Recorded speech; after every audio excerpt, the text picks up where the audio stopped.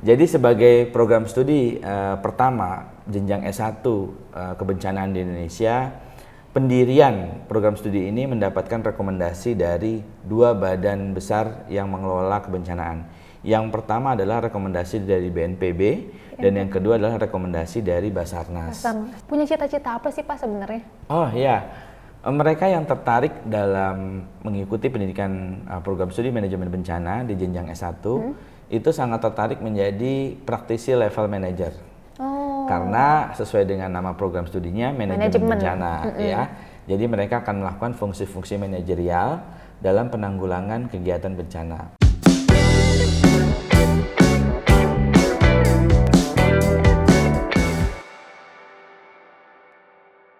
Halo Tribuners, berjumpa lagi bersama saya Geok Mengwan dalam program Tribun Talks Goes to Campus.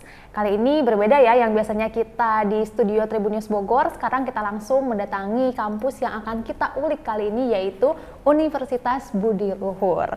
Nah, pasti sebagian Tribuners pasti udah ada yang tahu ya soal Universitas Budi Luhur ini.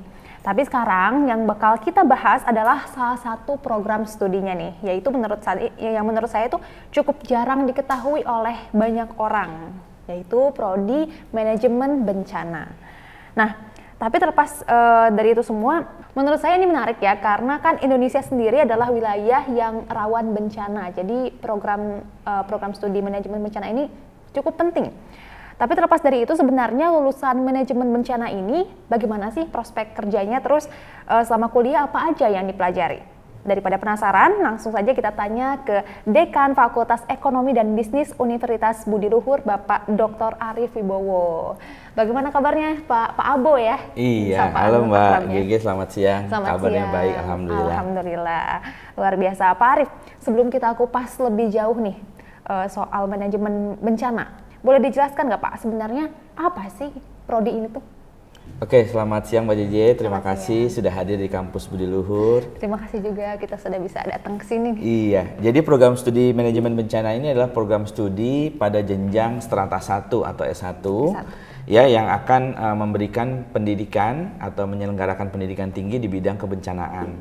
Kami menerapkan pada jenjang S1 karena menjadi satu-satunya yang pertama di Indonesia dan sampai saat ini belum ada jenjang S1 manajemen bencana. Oh, jadi yang pertama, wah menarik banget. Iya. Dan bidang ilmu ini akan memanfaatkan IPTEK untuk melakukan pengelolaan atau manajemen kebencanaan. Jadi lulusannya memiliki kemampuan atau kompetensi di bidang manajemen kebencanaan. Begitu Mbak Cici. Oke, tadi kan ini sebagai yang pertama ya, S1 manajemen bencana. Betul. Di Indonesia. Kenapa sih Budi Luhur mau mengadakan prodi ini? Yang pertama, Indonesia itu berada di wilayah Ring of Fire, cincin api. Jadi suka atau tidak suka, inilah tanah air kita yang memang kita harus terbiasa atau siap dengan situasi kebencanaan. Nah, atas dasar itu 77 tahun Indonesia merdeka, kami merasa terpanggil untuk menjadi pionir dalam pendidikan kebencanaan di Indonesia, khususnya pada jenjang S1.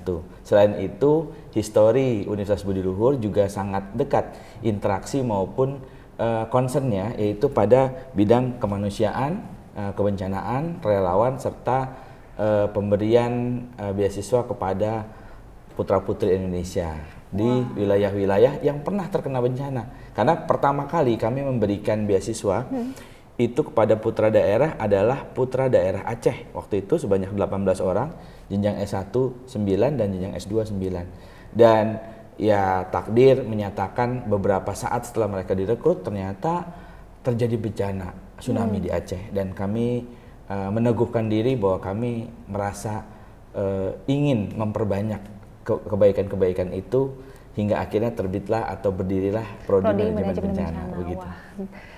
Backgroundnya sangat ini ya, membuat kita wah ternyata kemanusiaan tuh emang apa ya, dibutuhkan banget di Indonesia yang rawan bencana ini. Betul, ya. Mbak Gigi. Iya benar. Universitas Budi Luhur ini kan terakreditasi baik ya Pak ya? Iya betul. Untuk program studi manajemen bencana ini apa akreditasinya Pak?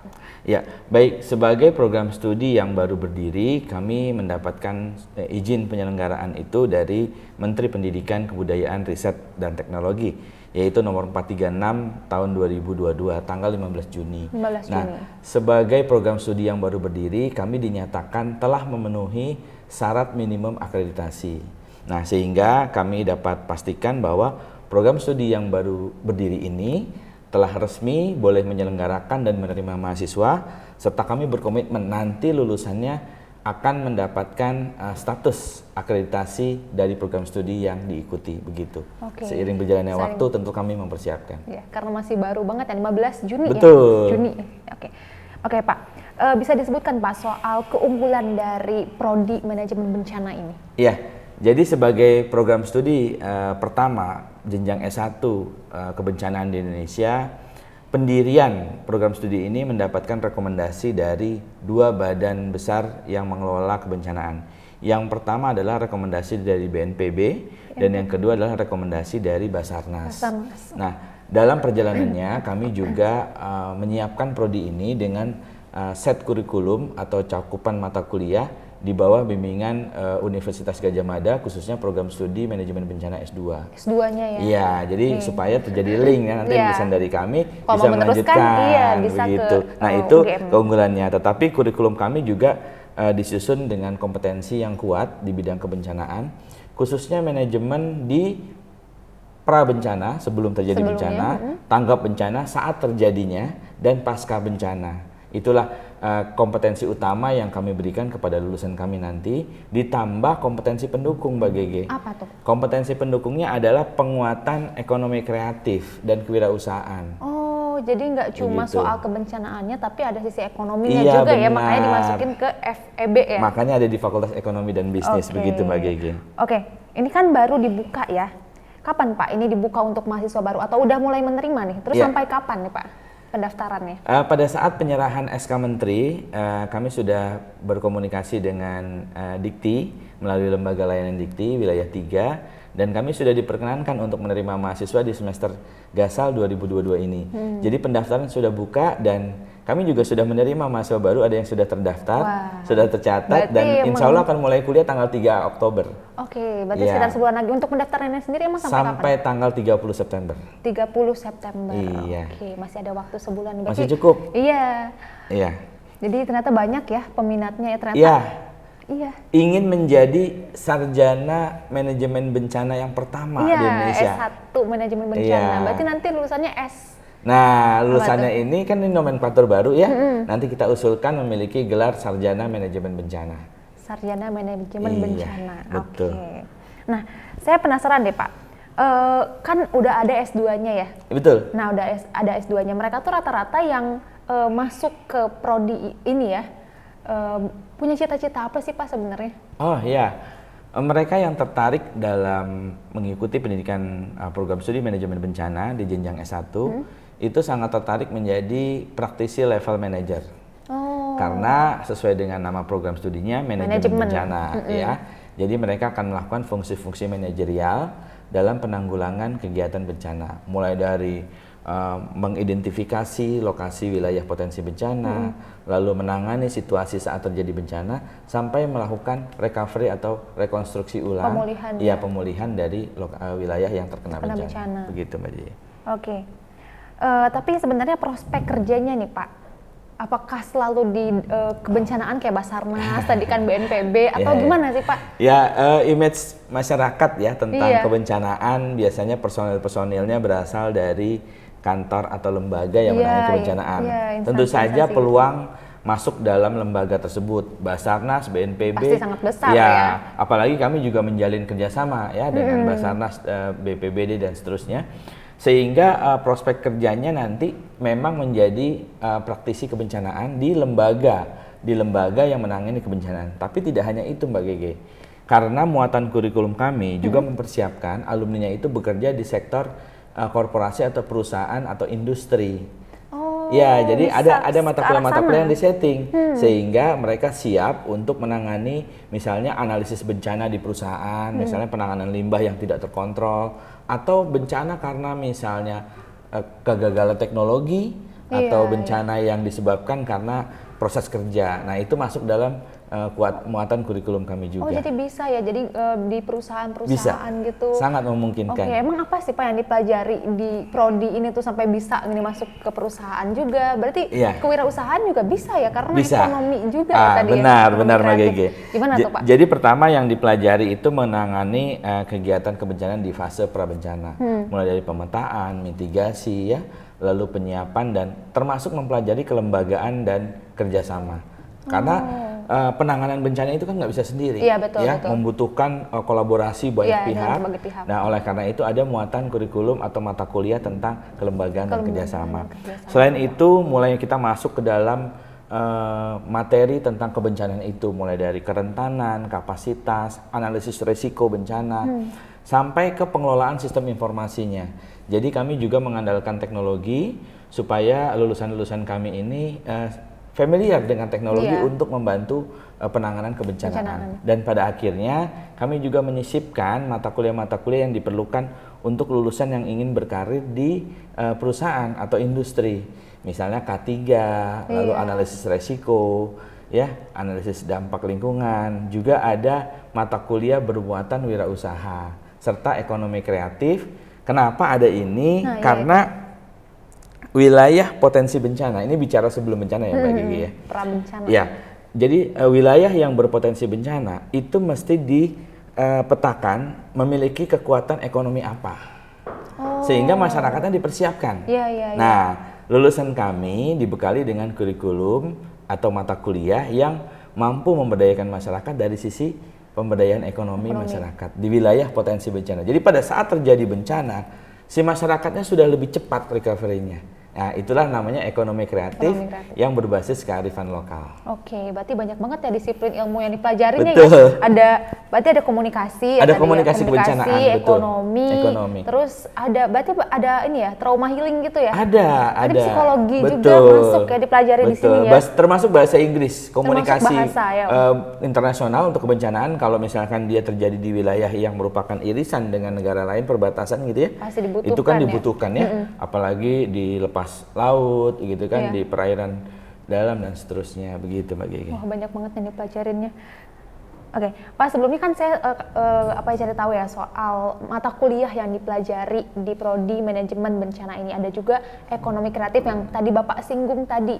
Nah, itu nanti belajarnya tuh kayak gimana sih Pak? Iya. Jadi ekonomi kreatif dan kewirausahaan ini merupakan kompetensi pendukung dari lulusan kami. Kami juga ingin lulusan kami paham mengenai ilmu kebencanaan, namun juga memiliki semangat atau jiwa entrepreneur. Ya, nah, dari mana mereka memulai? Mereka bisa memulai dengan mengajak masyarakat di wilayah potensi bencana. Karena mereka punya ilmu tentang kebencanaan, otomatis mereka akan tahu wilayah mana dengan potensi masing-masing dan apa potensi ekonominya. Nah, dengan dia terlibat di masyarakat, kami apalagi juga memiliki studi ekskursi, praktik kerja, ada juga laboratorium ya. Itu akan mendorong mahasiswa turut serta menggerakkan ekonomi kreatif di wilayah potensi bencana itu. Nah, tidak ada yang salah bila dia lulus menjadi wirausahawan. Iya, betul. Ya, karena dia sudah mengenali terutama di wilayah-wilayah. Sehingga harapan kami kalau dia menjadi wirausahawan, dia akan menjadi wirausaha yang tahu potensi lokal di wilayah potensi bencana itu. Jadi selain dapat ilmu tentang ekonominya, juga kalau misalkan terjadi bencana nih di wilayahnya, dia udah tahu ya gimana recovery-nya. Dia bisa menggerakkan masyarakatnya. Jadi kayak analisis risikonya tuh udah tahu ya. Terutama ketahanan ekonomi, karena kan habis bencana biasanya kita harus segera bangkit ya, untuk menata kehidupan yang lebih baik lagi. Biar ekonominya tergerak lagi ya rodanya. Benar Mbak Gege, seperti itu. Nah, prodi ini kan erat kaitannya dengan kemanusiaan. Iya. Terus tapi kenapa ada di Fakultas Ekonomi dan Bisnis gitu? Iya. Kan bisa di Fakultas Humaniora, itu? Benar. Karena program studi manajemen bencana ini memberikan muatan kurikulum yang lintas bidang ilmu, kami sadar bahwa keberadaan program studi ini bisa berada di mana saja Mbak Gege. Kenapa kami menempatkan di Fakultas Ekonomi dan Bisnis? Karena kami yakin dengan nilai-nilai kebudiluhuran, kami ingin menciptakan lulusan yang mampu menjadi penggerak ekonomi, terutama di wilayah lokasi bencana atau potensi wilayah bencana. Nah, kami berkomitmen membekali lulusan kami ya sesuai dengan visi dari Universitas Budi Luhur menjadi universitas yang unggul di bidang kewirausahaan, terutama di technopreneurship juga. Iya, atau sociopreneurship. Nah, dengan harapan itulah, dengan tujuan itulah kami tempatkan di Fakultas Ekonomi dan Bisnis, karena pada akhirnya ilmu manajemen ini dapat dikolaborasikan dengan ilmu ekonomi. Khususnya kewirausahaan dan ekonomi kreatif. Oke, jadi sesuai dengan visinya ya. Iya, sebagai penciri prodi kami. Penciri prodi. Oke. Nah, Pak, nanti saat sudah mulai perkuliahan, apa bakal ada profesional misalkan dari Basarnas atau BNPB gitu yang akan mengajar? Baik, untuk tenaga pengajar di program studi manajemen bencana S1 Universitas Budi Luhur, kami memastikan dosen-dosen kami merupakan unsur yang lengkap dari mulai akademisi, lalu juga praktisi. Ya, sudah ada salah satu praktisi dari Badan Kebencanaan Besar di Indonesia yang sudah menyatakan bergabung sebagai tenaga pengajar. Nah, sesuai dengan peraturan undang-undang yang ada, beliau bisa dijadikan dosen tetap dan akan mengajar di program studi kami. Kami juga punya dosen praktisi dari unsur konsultan kebencanaan.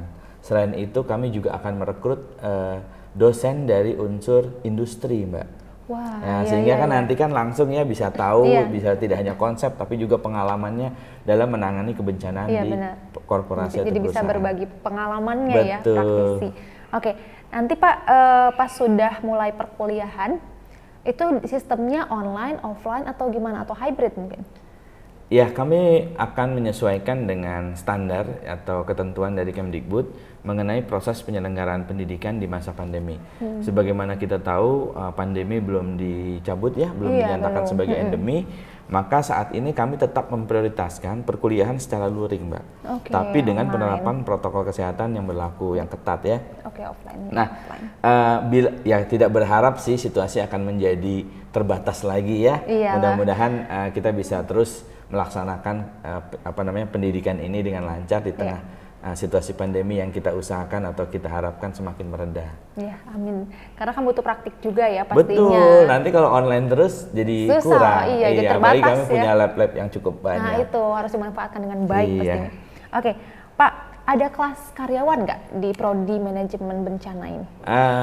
Begini, Mbak Gege. Pada prinsipnya pendidikan itu kan berlaku sepanjang hayat. Iya, betul. Dan berlaku untuk semua. Betul. Jadi baik warga negara atau masyarakat yang ingin belajar seharusnya kan tidak boleh dibatasi oleh kesempatan. Oleh karena itu kami menyelenggarakan juga baik kelas pagi yang kuliah pagi atau siang maupun kelas sore yang nanti bisa diambil oleh udah kerja. Iya, jadi mereka mengambil jam kuliahnya ambil yang sore saja seperti itu. Oke, jadi penyebutannya bukan kelas karyawan tapi kelas sore kelas sore. Kelas reguler sore. Kelas reguler sore. Oke.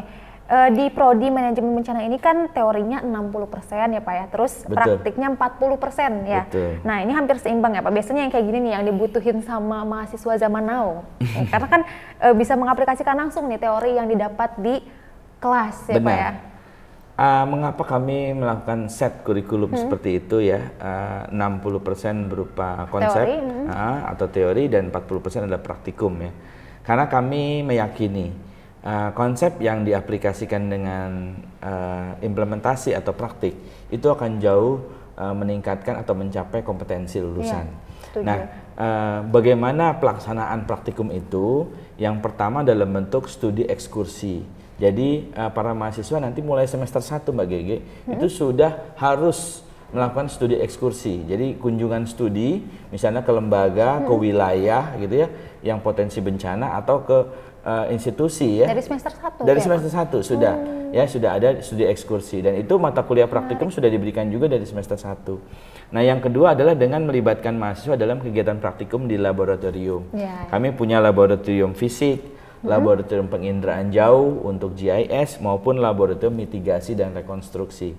Nah, kalau penyediaan laboratorium itu masih ditunjang dengan living laboratory atau laboratorium hidup, di mana mereka harus turun ke lokasi tadi, ke wilayah untuk melihat langsung seperti potensi bencana seperti itu. Jadi nggak selalu di ruangan. Betul, gitu ya? Bener. Betul. Luar biasa, Pak. ada juga selain praktik ya, kuliah kerja praktik. Ini berarti praktik di luar kelas reguler gitu ya. Nah itu bagaimana sistemnya? Apakah nanti disalurkan oleh universitas atau bagaimana? Baik, kami mengadopsi konsep belajar yang namanya MBKM, Merdeka Belajar Kampus Merdeka.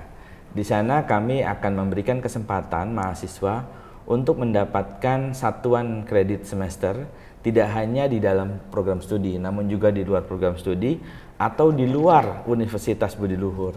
Jadi aktivitas mereka selama masuk dalam konsep MBKM akan dikonversi menjadi capaian SKS. Sehingga bisa tuh kalau dulu misalnya Mbak Gege kuliah harus di meja, di kursi gitu ya, di kelas. Nah, mereka bisa beraktivitas di luar, misalnya proyek kemanusiaan. Itu bisa setara maksimal 20 SKS. Wow. Jadi konsep belajarnya bisa merdeka belajar iya, seperti itu.